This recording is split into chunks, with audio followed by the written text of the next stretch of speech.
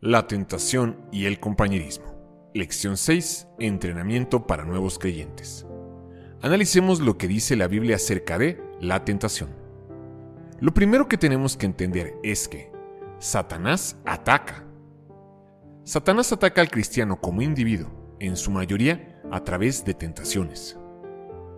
Él enfoca tal ataque en dos áreas. Primero, con los deseos del mundo, para que haga de las bendiciones materiales que el mundo ofrece un deseo central, para hacer del reconocimiento y honra de este mundo una meta importante, y hace de la confianza de ser uno con aquellos de este mundo nuestra base para la seguridad.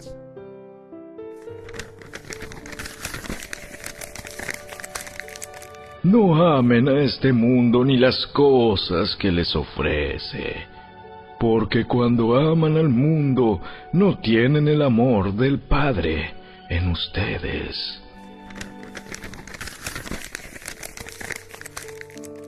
Segundo, con los deseos de la carne. A través de la obra de Cristo sobre la cruz, el verdadero cristiano es liberado de los resultados del pecado y del poder del pecado, como dice Romanos 6, del 6 al 14. Pero él continúa viviendo en un cuerpo físico, que está sujeto a los apetitos y deseos naturales. Satanás utilizará estos apetitos para tratar de que los cristianos le otorguen mayor importancia a él que a los impulsos del Espíritu Santo dentro de su ser, como está escrito en Romanos 8, del 5 al 9. Lo segundo que debemos entender es la victoria original de Satanás. Fue en las áreas del mundo y de la carne en que Satanás ganó su victoria original, en la tentación contra la primera pareja, Adán y Eva. Y esas todavía siguen siendo sus tácticas hoy.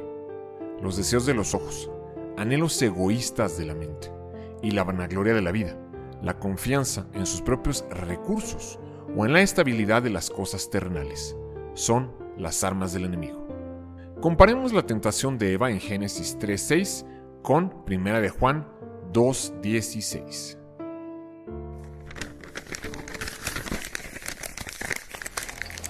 La mujer quedó convencida. Vio que el árbol era hermoso y su fruto parecía delicioso, y quiso la sabiduría que le daría. Así que tomó del fruto y lo comió. Después le dio un poco a su esposo que estaba con ella, y él también comió.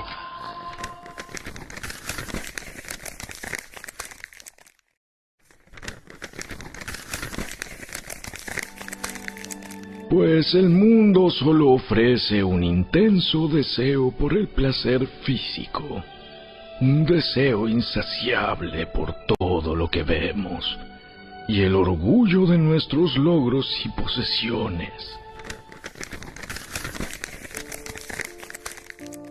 Bueno para comer, agradable a la vista, codiciable para sabiduría.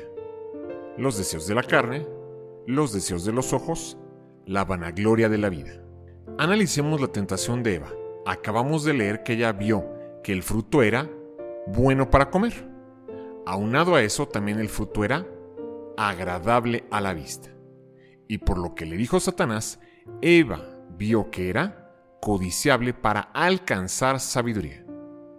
El diablo sigue tentando de la misma manera hoy, porque lo que Eva vio como bueno para comer representa hoy los deseos de la carne, lo que fue agradable a la vista para Eva representa hoy los deseos de los ojos, y lo que vio como codiciable para alcanzar sabiduría el día de hoy es la vanagloria de la vida.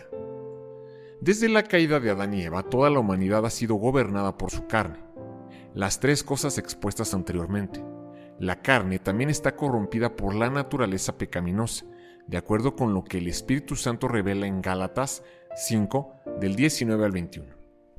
Por eso, para poder vencer y no ceder ante las tentaciones, debemos descansar por la fe en la victoria ganada por Cristo. La victoria que Jesús ganó a través de su vida.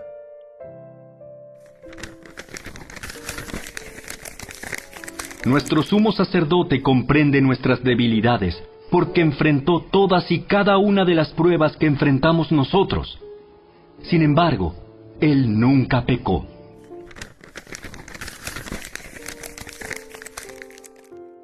Comparemos ahora con la tentación de Jesús en Lucas 4, del 1 al 13. Las piedras en pan, los reinos del mundo, el pináculo del templo, deseos de la carne, deseos de los ojos, vanagloria de la vida. Satanás primero tentó a Jesús diciéndole que convirtiera las piedras en pan. Después ofreció darle todos los reinos del mundo y terminó retándolo a tirarse desde lo alto del pináculo del templo. Las piedras convertidas en pan representan los deseos de la carne. Los reinos del mundo representan los deseos de los ojos y el pináculo del templo, la vanagloria de la vida. ¿Cómo podemos seguir el ejemplo de Jesús para vencer el pecado desde la tentación? Jesús es nuestro ejemplo, es nuestro modelo. Él vino a enseñarnos el camino, Él es la verdad, Él es la vida, y en Él encontramos qué debemos hacer, qué no debemos hacer ante cada situación de la vida. Lo primero que tenemos que entender para responder esta pregunta es que Jesús fue tentado en todo conforme a nuestra semejanza. No hubo una sola tentación humana que Él no haya recibido, porque dice la Escritura en el Evangelio de Mateo capítulo 4 y en Lucas capítulo 4, en donde se muestra la tentación que Satanás vino a hacer a Él. Dice en Lucas capítulo 4, al finalizar, dice, cuando hubo acabado toda tentación. Entonces todas las tentaciones están incluidas en las tres categorías o en las tres veces que Satanás tentó a Jesús, y durante toda su vida. Ahora sí que en el Evangelio de Marcos capítulo 1, en donde se nos relata acerca de este mismo episodio, se nos dice que durante los 40 días Jesús era tentado por el diablo. Lo que vemos en Mateo 4 y Lucas 4 es como la culminación, cuando al final Jesús lo derrota y lo vence. Entonces la pregunta es clara: ¿cómo vencemos? ¿Cómo podemos seguir el ejemplo de Jesús para vencer la tentación? Primero que nada, Jesús estaba obedeciendo a Dios. Jesús estaba sometiéndose a Dios. La Escritura dice: sométanse a Dios, resistan al diablo y el diablo huirá de ustedes. Y Jesús estaba sometido a Dios, estaba haciendo la voluntad de Dios, estaba ayunando, estaba orando, estaba en un proceso de obediencia a Dios. Y eso es lo primero que tenemos nosotros que considerar ante cualquier tentación. Nosotros debemos vivir en obediencia a Dios. No podemos esperar estar haciendo lo malo, estar en desobediencia, estar apartados de Dios y cuando la tentación venga poder vencerla. El prerequisito es estar en obediencia delante de Dios. Por eso la importancia del arrepentimiento como un requisito previo, el que estemos caminando con Dios. Pero este punto es algo que inquieta a muchos verdaderos cristianos sinceros que se han apartado del mundo, que han huido de la corrupción que hay en el mundo a causa de la concupiscencia, que están queriendo agradar a Dios y son bombardeados, son asediados, son acechados por tentaciones que vienen en forma de pensamientos, de deseos, de impulsos. Pues bueno, siguiendo el ejemplo de Jesús, para el caso de quienes están en esa búsqueda, en esa lucha, que de verdad anhelan con todo su corazón purificarse y caminar en obediencia a Dios, cada vez que una tentación llega, tenemos que seguir el ejemplo de nuestro Señor Jesucristo. Él venció la tentación con la palabra de Dios. Las 3 veces que Satanás lo tentó, las 3 veces que le dijo lo mismo: escrito está, escrito está, escrito está. Y es interesante ver las 3 áreas. En la primera tentación, lo que le dijo es: si eres el Hijo de Dios, di que estas piedras se conviertan en pan. Satanás estaba apelando a su necesidad física, a una necesidad física. El hambre es una necesidad lícita y es una necesidad natural, y Satanás estaba simplemente apelando a algo que su cuerpo necesitaba, porque dice la Escritura que sintió hambre, y como sintió hambre tenía necesidad de comer, él tenía deseos de comer. No es pecado comer, no es pecado saciar el apetito, pero Dios ha establecido el orden por el cual nosotros debemos comer. Y la Escritura claramente dice que para comer hay que trabajar y que los padres deben de trabajar para sustentar y alimentar a sus hijos. En este punto, Satanás lo que le estaba diciendo era que tomara un atajo, que no hiciera las cosas en el orden de Dios, sino que satisfaciera su necesidad por medio de un milagro, de un poder. En Lucas dice que le dijo, di a esta piedra, utilizó una sola piedra. En Mateo dice estas piedras. Entonces Satanás siempre empieza con un poquito y después va aumentándolo. Pero en ambas ocasiones Jesús le dijo, escrito está, no solo de pan vivirá el hombre, sino de toda palabra de Dios. Las otras dos tentaciones van dirigidas al alma, cuando le ofrece todos los reinos del mundo, y al espíritu cuando le cita la Escritura y lo lleva al pináculo del templo. En las tres ocasiones Jesús respondió con la Sagrada Escritura, escrito está. De allí la importancia de memorizar constantemente la palabra de Dios, de leerla todos los días, para que cuando la tentación llegue, el Espíritu Santo tome lo que está en nuestro corazón, lo ponga en nuestra mente y entonces lo podamos nosotros decir con nuestra boca. Tenemos que sacarlo, vocalizarlo. Estando solos allí, lo podemos decir, vete Satanás, así como le hizo Jesús, porque Él es nuestro ejemplo. Y tenemos que decirlo audiblemente, no solo de pan vivirá el hombre, al Señor tu Dios adorarás y a Él solo servirás, no tentarás al Señor tu Dios, y usar las Escrituras para vencer la tentación, tal y como lo hizo Jesús. Pero Jesús no solo tuvo victoria por medio de su vida, sino también a través de su muerte y resurrección. La fe que se apropia, recibe la obra de Cristo, exonera al cristiano del poder y dominio que el pecado ejercía sobre él. Ahora es libre para obedecer a Dios, como dice en Romanos 6, del 8 al 14. Ahora, el hecho de que Jesús vive dentro de nosotros asegura la victoria continua del cristiano. Basado en el fundamento de la gran victoria ganada por Cristo, el cristiano ahora puede derrotar cualquier intento maligno del enemigo. Las siguientes son 7 llaves hacia la victoria continua. Primera llave hacia la victoria continua. Conozca que la victoria ya fue ganada. Debido a su derrota por la obra de redención en la cruz, la única fuerza que le queda al diablo ahora se encuentra en la ignorancia del creyente, como dice en Oseas 4:6. Pero cuando un cristiano conoce la obra completa de la cruz y la resurrección en su vida, el diablo es despojado de toda arma que tenga contra él. El único poder que Satanás tiene es el que nosotros le permitamos si creemos en su mentira, que es la única arma con la que dispone. Por eso Dios nos ha dado la única arma con la cual podemos derrotarlo, que fue la única arma que usó Jesús para vencerlo, la palabra de Dios. Segunda llave hacia la victoria continua. Camine paso a paso con el Espíritu. Un nuevo poder viene a morar dentro del cristiano, el Espíritu Santo. Es vital que andemos en obediencia a sus impulsos internos día por día, como lo dice en Gálatas 5, 22 al 25.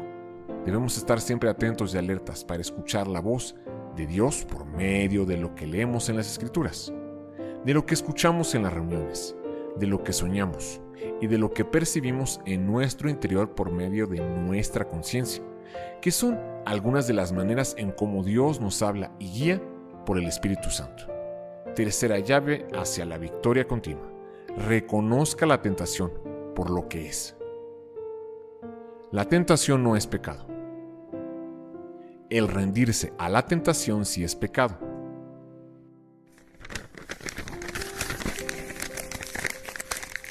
De esos deseos nacen los actos pecaminosos, y el pecado, cuando se deja crecer, da luz a la muerte.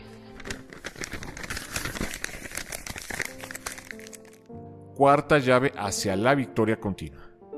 Reconozca que hay un escape.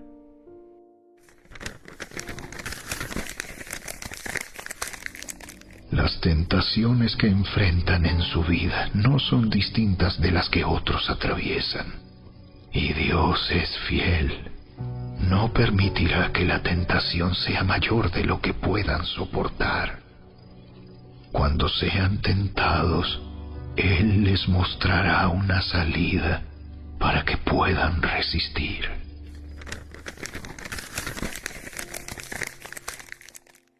El siguiente texto bíblico explica en detalle la manera de escapar de la tentación.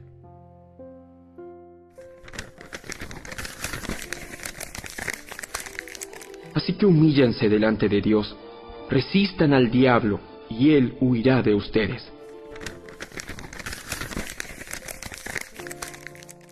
En ningún lugar de la Biblia se nos dice que resistamos la tentación. En lugar de eso, debemos resistir al tentador, al diablo, habiéndonos sometido primero a Dios. Nos sometemos a Dios cuando acudimos a Él en oración. Satanás se ríe de nuestros esfuerzos y se burla de nuestra prudencia, pero tiembla cuando oramos. William Cowper dijo: Satanás tiembla cuando ve de rodillas al más débil de los santos.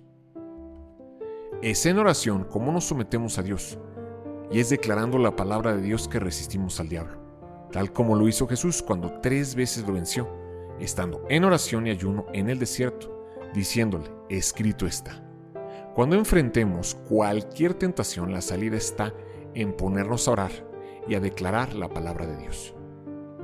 Quinta llave hacia la victoria continua. Mantenga el enfoque correcto.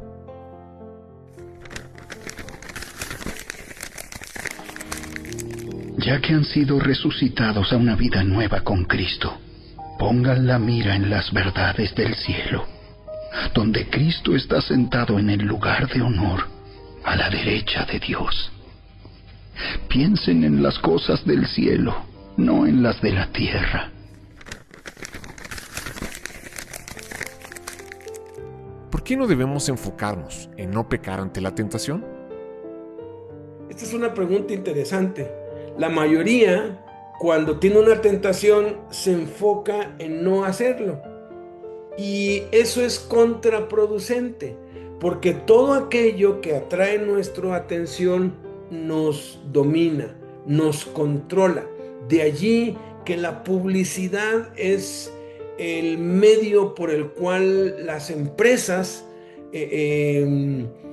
dominan la mente, la voluntad de las personas, porque la publicidad funciona. Ya está científicamente comprobado que la publicidad funciona. La publicidad, el estar bombardeando la mente con la necesidad de algo o con algo que necesitas, hace que la gente finalmente compre, finalmente decida. Por eso la publicidad funciona, es uno de los principales gastos de todas las empresas, y sin publicidad no funciona nada, porque eso es lo que la tentación hace. Lo que la tentación hace, lo que el diablo hace, es que quiere tener nuestra atención.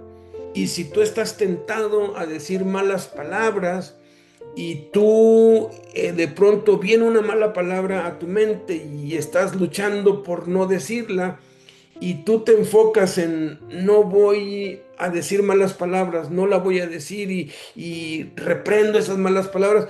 Si tú haces eso, lo único que estás haciendo es darle fuerza al pecado, porque el poder del pecado es la ley. Cada vez que tú luchas, peleas contra el pecado, te va a dominar porque te estás enfocando en eso. Y en vez de eso, nos debemos nosotros enfocar en Cristo. Nos debemos nosotros enfocar en Dios. Dice la Escritura que las armas de nuestra milicia no son carnales, sino poderosas en Dios para la destrucción de fortalezas. Dice, derribando todo argumento y toda altivez que se levanta contra el conocimiento de Cristo y llevando cautivo todo pensamiento a Cristo. Entonces, cada vez que venga una tentación, en vez de enfocarme en no hacerlo, tengo que cambiar el canal. Abre tu Biblia y ponte a leer un texto, ponte a memorizar, ponte a interceder, ponte a orar, ponte a hacer alguna lección. Cámbiale el canal, cambia, pon tu atención en otra cosa, sométete a Dios. Por eso es que la Escritura dice claramente, sométete a Dios, y esa es la forma. Y no debemos nosotros caer en la trampa de Satanás, de estar enfocados en nuestro pecado, porque nos va a terminar dominando, porque todo lo que atrae nuestra atención nos domina. Por eso es que tenemos que dirigir voluntaria y conscientemente nuestra atención hacia Cristo, para que sea Cristo quien nos domine. Escondernos en Cristo, reconocer que no podemos, como esa historia de unos niños que alguien les preguntó: si Satanás toca la puerta de tu casa, ¿qué haces? Y la persona esperaba que la respuesta fuera, pues no le abro, ¿no? Pero una niña dijo: le pido al Señor Jesucristo que abra. Y eso es lo más inteligente. ¿Por qué? Porque no estamos solos, tenemos a alguien que nos defiende, tenemos a alguien que va delante de nosotros, pero tenemos nosotros que darle lugar, que hacernos a un lado y permitir a Él, reconocer que no podemos, decirle: Señor, yo no puedo, y si yo lo intento en mis fuerzas voy a caer, pero hazlo tú en tus fuerzas. Y ahí es donde aplica: todo lo puedo en Cristo que me fortalece. Sexta llave hacia la victoria continua: manténgase alejado de las áreas obvias de tentación.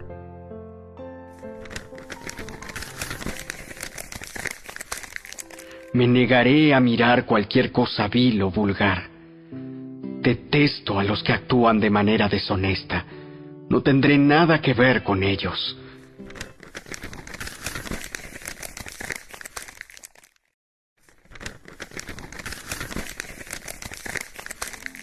Pero los que viven con la ambición de hacerse ricos caen en tentación y quedan atrapados por muchos deseos necios y dañinos que los hunden en la ruina y la destrucción. Pues el amor al dinero es la raíz de toda clase de mal, y algunas personas, en su intenso deseo por el dinero, se han desviado de la fe verdadera y se han causado muchas heridas dolorosas. Pero tú, Timoteo, eres un hombre de Dios, así que huye de todas esas maldades. Persigue la justicia y la vida sujeta a Dios, junto con la fe, el amor, la perseverancia y la gentileza.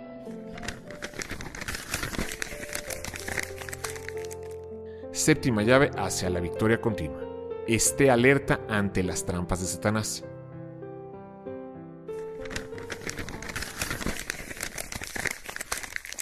Para que Satanás no se aproveche de nosotros, pues ya conocemos sus maquinaciones malignas.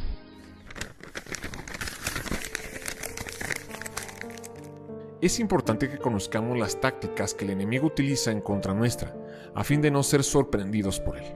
La Biblia nos enseña 8 características de Satanás para que estemos atentos y alertas. En primer lugar, Satanás es un mentiroso. Juan 8:44. Él es un calumniador y acusador. Apocalipsis 12:10. Él es un engañador. Apocalipsis 12:9. Él es un tentador. Mateo 4, del 1 al 11. Él es un opresor. Hechos 10:38. Él es un obstructor. Primera de Tesalonicenses 2:18. Él es un león rugiente. Primera de Pedro 5:8. Se transforma en ángel de luz. Segunda de Corintios 11:14. Como cristianos somos llamados a vivir en victoria. A través de Cristo tal victoria es nuestra, contra el mundo. Primera de Juan 5:4. Contra la carne. Gálatas 5:16. Contra el diablo. Efesios 6 del 11 al 13. Analicemos ahora lo que la Biblia dice acerca del compañerismo. Primeramente debemos entender con base a la Biblia cuál es el propósito del compañerismo. El compañerismo de los cristianos unidos es muy importante, ya que es en nuestra unidad que el creyente es animado y crece en Cristo.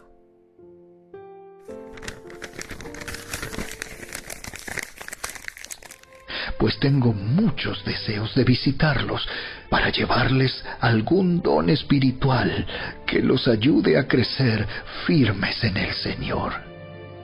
Cuando nos encontremos, quiero alentarlos en la fe, pero también me gustaría recibir aliento de la fe de ustedes.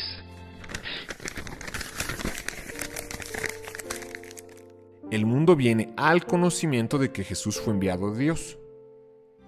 Yo les he dado la gloria que me diste para que sean uno, así como nosotros somos uno. Yo en ellos y tú en mí. Permite que alcancen la perfección en la unidad, y así el mundo reconozca que tú me enviaste y que los has amado a ellos tal como me has amado a mí. ¿Cuál es la acción práctica más importante para amarnos unos a otros? El amor ha sido malentendido, distorsionado. La gente no tiene la más mínima idea de lo que es el amor. Es una palabra ya a la ligera. Aman a su perro, aman los chilaquiles, aman el fútbol y han distorsionado, se ha desvirtuado el significado verdadero de lo que es el amor, el verdadero amor. En 1 Corintios capítulo 13, ahí nos describe 17 cualidades del verdadero amor, que simplemente son 17 cualidades del carácter de nuestro Señor Jesucristo. Porque Jesucristo es la esencia del amor. Dios no tiene amor, Dios es amor. De tal manera amó Dios al mundo que dio a su Hijo unigénito. Y Jesús nos amó, y tanto nos amó que entregó su vida en sacrificio para morir por nosotros en la cruz. Jesús nos amó, pero es interesante que no hay registro en los evangelios que Jesús alguna vez haya dicho a la gente: cuánto los amo. Hijos míos, los amo tanto, los amo con toda mi pasión, porque el amor, más que con palabras, se demuestra con los hechos. Claro, las palabras de Jesús nos traen consuelo, fortaleza, ánimo, salvación, esperanza, redención, justificación. Las palabras de Jesús son todo para nuestra vida. Sin embargo, Él expresó su amor de una manera que debe ser un ejemplo para nosotros también aprender a expresar nuestro amor. Él lo expresó de muchas maneras, pero hubo algo que Él hacía e hizo todos los días durante su vida ministerial, y yo estoy segurísimo que durante toda su vida, desde niño, pero a partir de que se hizo público y esos 3 años y medio de ministerio activo, Él todos los días, antes de que el sol siquiera empezara a salir, siendo aún muy oscuro, Él se iba a un lugar desierto y allí oraba. Y cuando analizamos, cuando escudriñamos, cuando profundizamos en las Escrituras acerca de las manifestaciones de amor, descubrimos que la oración por otros es una de las más grandes manifestaciones de amor que hay. Por eso Jesús oraba de 3 a 4 horas diarias, oraba por nosotros, oraba por los suyos.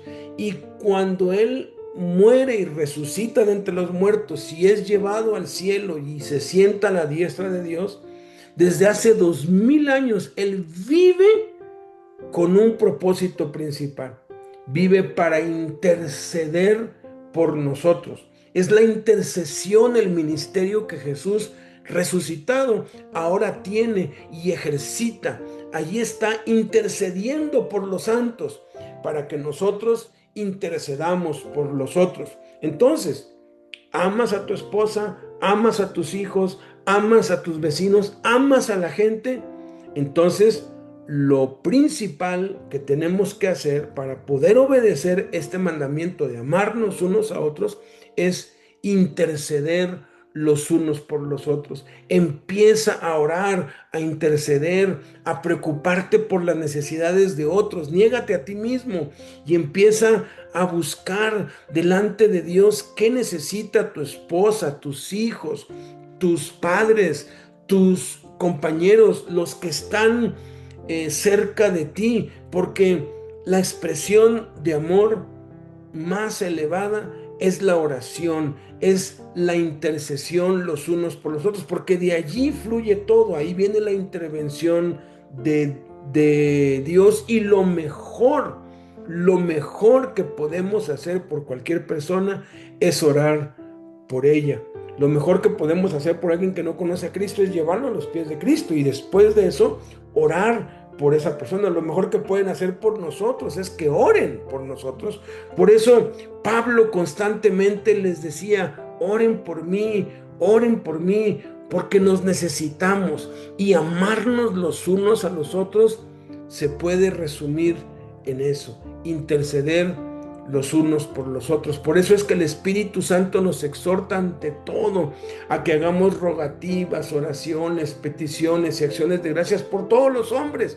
Eso incluye padres, esposos, esposas, hijos, primos, tíos, vecinos, pero también aclara: y por los reyes y por todos los que están en eminencia, ante todo, para que vivamos quieta y reposadamente en toda piedad y honestidad. A veces los hogares son un campo de batalla, eso es una batalla campal y una guerra civil interna, porque falta oración, porque falta amor, porque es a través de la oración que Dios nos guía y nos revela cómo aplicar la palabra de Jesús para poder amar en la práctica a nuestros seres queridos. De esa forma, pues, es como nos amamos los unos a los otros. Analicemos ahora cuáles son las condiciones de la confraternidad o comunión.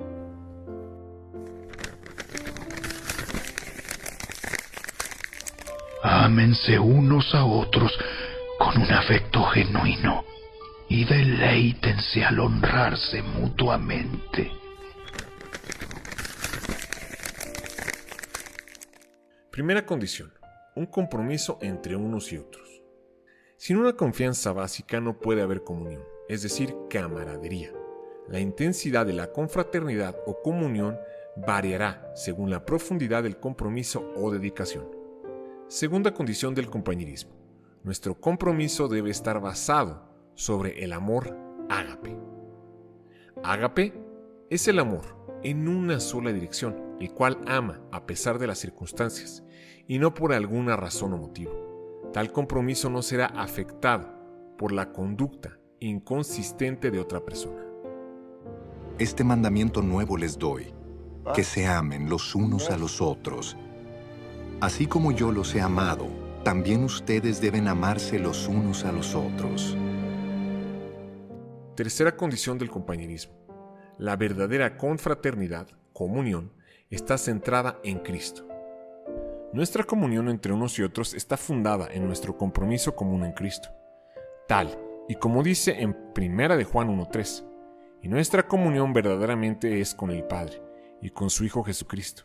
Jesús es el lazo que nos une y es lo que nos hace ser hermanos de sangre espiritualmente hablando, porque la preciosa sangre de Cristo fue derramada por cada uno por igual, y somos miembros los unos de los otros, miembros de la carne y los huesos de Cristo. Somos uno en Él. Cuarta condición del compañerismo: andando en la luz. Nuestra comunión abraza la necesidad de ser francos, honestos y dignos de confianza unos con otros. Esto a veces significa confesar nuestros propios pecados con otros o cubrir amorosamente los pecados de otros. Obediencia a la luz, los mandamientos de Jesucristo.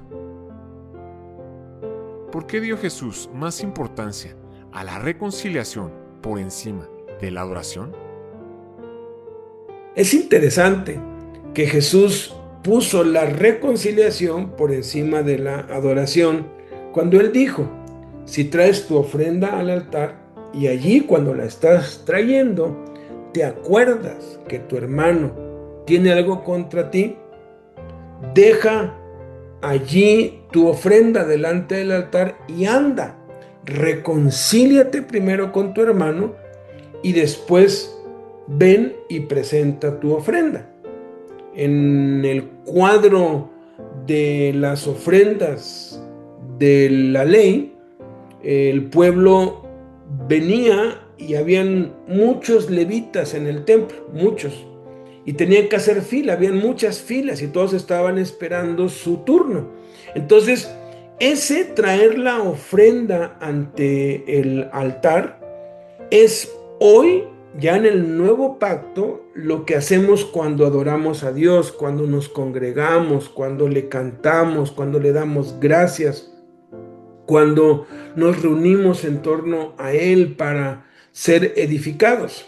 Es cuando, en términos sencillos, pues cuando vamos a una reunión, sea entre semana o el domingo o el sábado, pero es cuando vamos a reunirnos con otros cristianos para adorar a Dios, porque cada reunión es una reunión de adoración, cada acción que se hace ahí es un acto de adoración en espíritu o en verdad. Entonces, dice, cuando estés allí, si allí te acuerdas, y es lógico que allí sea donde se acuerde uno, porque cuando nos reunimos, 2 o 3 en el nombre de Jesús, Jesús está en medio, el Espíritu Santo está en acción, y allí es donde el Espíritu Santo nos muestra, ¿sabes qué? Fulano, fulana tiene algo en contra tuya. No dice que tú tengas en contra de él, sino que te acuerdas que hay alguien que está distanciado de ti, que hay alguien que está hablando mal de ti, que hay alguien que ya no quiere tu amistad, alguien que te está calumniando, alguien que te está procurando el mal. Dice, si allí te acuerdas, fíjate, no dice, quédate en la reunión y después de la reunión, ve y arregla el asunto. No, dice, deja allí tu ofrenda delante del altar. Ahora, noten, dice, que no dice cualquiera, porque tenemos muchos enemigos, tenemos gente que nos odia simplemente por ser cristianos, hay gente que no conoce a Cristo. Dice aquí, allí te acuerdas de que tu hermano posiblemente sea alguien de allí mismo, de la misma comunidad, o alguien que estaba haciendo fila para los judíos, para el entendimiento de los judíos, que estaba haciendo fila para presentar su ofrenda, y dice, deja allí tu ofrenda. O sea, habla de que no es algo que te va a tomar un día o dos, sino es algo que te va a tomar no mucho tiempo, porque a veces entre los que nos reunimos tenemos diferencias y nos distanciamos, o hay malos entendidos, chismes, etcétera, muchísimas cosas, pero de pronto tú te acuerdas allí que uno de los hermanos o alguien de allí está hablando mal de ti. Pues lo que se tiene que hacer es ir y decirle, oye, ¿qué es lo que pasa? Oí esto, me enteré de esto, y ponerte a cuentas con esa persona. ¿Por qué? ¿Por qué Jesús pone por encima eso? Pudiera ser que sea alguien que no está presente allí, pero con una llamada o con una visita, tú puedes poner ese tiempo para reconciliarte, si es que tiene algo contra ti. En la experiencia, y de acuerdo a lo que la palabra de Dios nos muestra, el 95% o más de las diferencias entre los hermanos son malos entendidos, y hace falta que uno tome la iniciativa para que eso no crezca y se vuelva una bola de nieve que después haga mucho daño. Satanás sabe cómo destruir iglesias, y una de las formas es sembrando discordia los unos con los otros. Por eso a Jesús le interesa mucho la unidad. ¿De qué sirve que estemos cantando y adorando muy bonito si estamos distanciados los unos de los otros? Y eso va a ir creciendo y va a hacer que ni uno ni el otro continúen adorando a Dios, porque van a terminar apartándose de Dios, van a ser vencidos por lo malo, van a ser vencidos por el diablo en este punto. Entonces no hay que darle lugar al entender, al descubrir, al saber que alguien tiene algo contra ti. No dejes que crezca, no dejes que pase tiempo.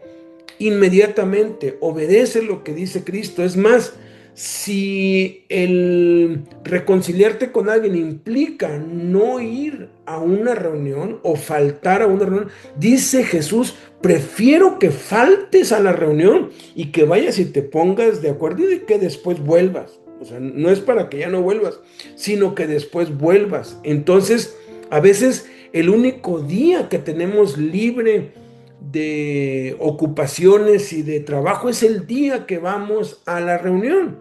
Y ese día que vamos, pues lo podemos usar para visitar a la persona, al hermano en Cristo que tiene algo en contra de nosotros, porque eso va a producir que no crezca, que no se haga más grande, que no se contaminen a muchas otras personas.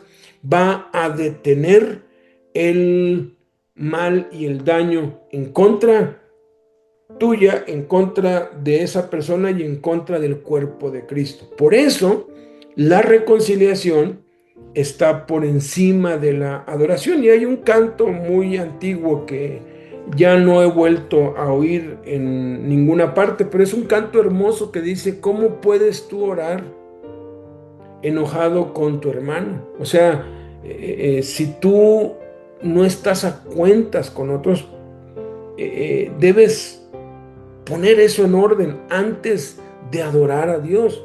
Por eso la reconciliación está por encima de la adoración. Eliminación de cualquier máscara o falsedad. La mayoría de la amistad o comunión del mundo es hipocresía, actuación de algún papel, no es algo genuino.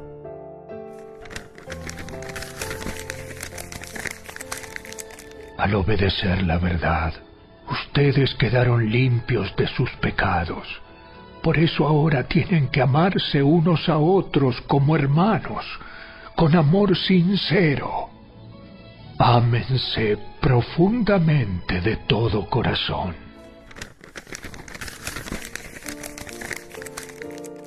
Quinta condición del compañerismo: un interés genuino en el bienestar del otro.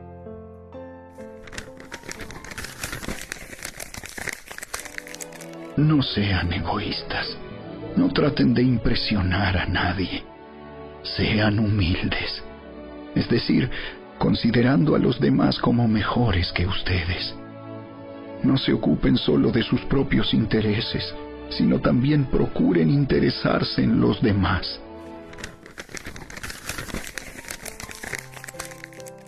No deberán existir motivos ocultos y egoístas. Nuestro deseo debe ser dar, no recibir. Sexta condición del compañerismo: la disposición a dar su propia vida. La vida envuelve algo más que lo físico. Esta también incluye nuestras posesiones materiales, nuestros intereses y preferencias personales, como dice Dios en Santiago 2, 15 al 16. Esto significa además una disposición para compartir honestamente lo de uno mismo. Podemos conocer a las personas solo en proporción al grado en que estén preparadas para revelarse a sí mismas. Comprobemos todo lo que hemos analizado descubriendo lo que la confraternidad en la iglesia significa, tomando como ejemplo a los cristianos del primer siglo. Primero que nada significa compartir todas las cosas. Hubo 3 etapas en el desarrollo de su comunión en Hechos 4:32. Primeramente eran de un solo corazón, espíritu. Luego eran de una sola mente, alma. Y finalmente siguieron la expresión física de tener todas las cosas en común.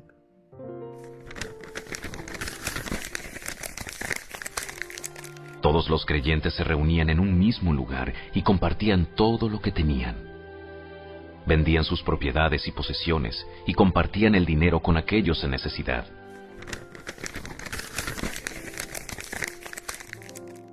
En segundo lugar, la iglesia significa disposición a dar sus propias vidas.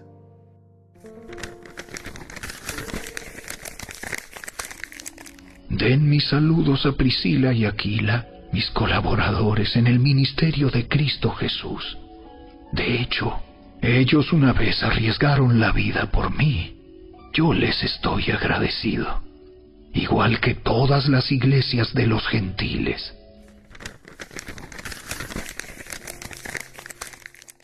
En tercer lugar, la iglesia significa vivir consagrados a servir a los demás.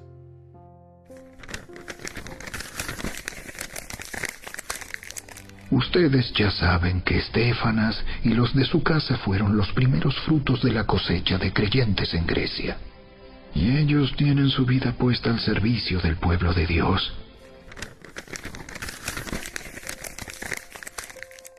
En cuarto lugar, la iglesia significa que los miembros estamos siendo un canal de provisión para los demás en necesidad.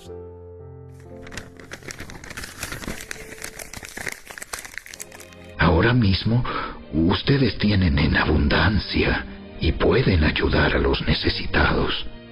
Más adelante, ellos tendrán en abundancia y podrán compartir con ustedes cuando pasen necesidad. De esta manera, habrá igualdad.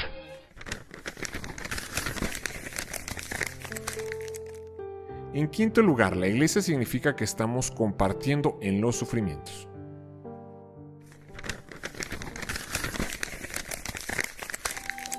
De todos modos, han hecho bien al compartir conmigo en la dificultad por la que ahora atravieso.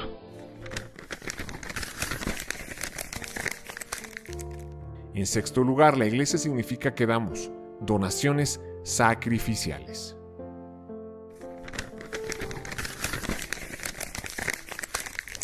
Estas iglesias están siendo probadas con muchas aflicciones y además son muy pobres, pero a la vez rebosan de abundante alegría, la cual se desbordó en gran generosidad. Pues puedo dar fe de que dieron no solo lo que podían, sino aún mucho más, y lo hicieron por voluntad propia.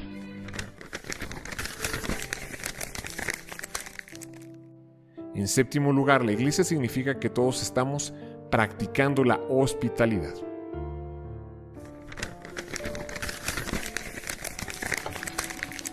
Querido amigo, le eres fiel a Dios cada vez que te pones al servicio de los maestros itinerantes que pasan por ahí, aunque no los conozcas.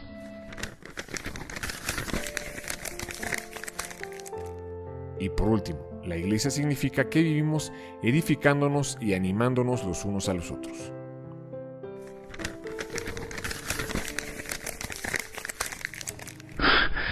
Los amamos tanto que no solo les presentamos la buena noticia de Dios, sino que también les abrimos nuestra propia vida.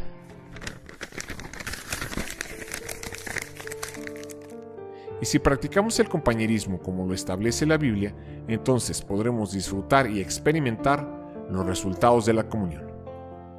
Estos resultados en la iglesia primitiva fueron temor de Dios, Hechos 2:43.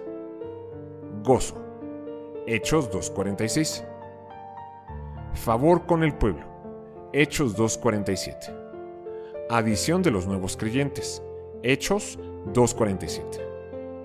Todas las necesidades eran suplidas, Filipenses 4:19. Surgimiento del liderazgo, 1 Corintios 16:15 y 16.